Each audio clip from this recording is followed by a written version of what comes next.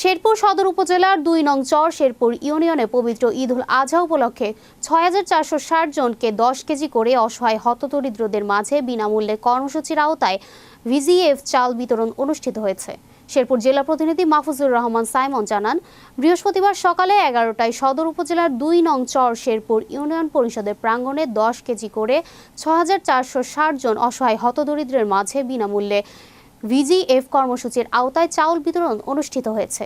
এ সময় উপস্থিত ছিলেন ২ নং চর শেরপুর ইউনিয়নের chairman Selim Reza, tag officer Ranju Ahmed, উপস্থিত ছিলেন ইউনিয়ন পরিষদের প্রশাসনিক কর্মকর্তা আলহাজ হজরত আলী ও ইউপি সদস্য গ্রাম পুলিশ উপস্থিত ছিলেন।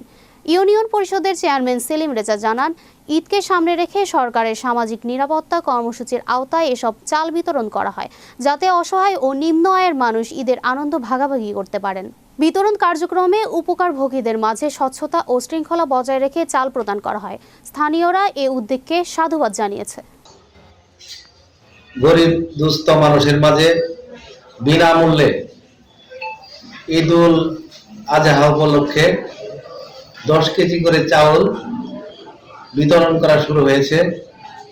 আমার এই ২ নং চর শেরপুর ইউনিয়নে গরিব দুঃখী মানুষের জন্য গণপ্রজাতন্ত্রী বাংলাদেশ সরকার কর্তৃক ৬,৪৬০টি পরিবারের মাঝে ১০ কেজি করে চাউল বিতরণ করার জন্য আমাকে বরাদ্দ প্রদান করেছেন।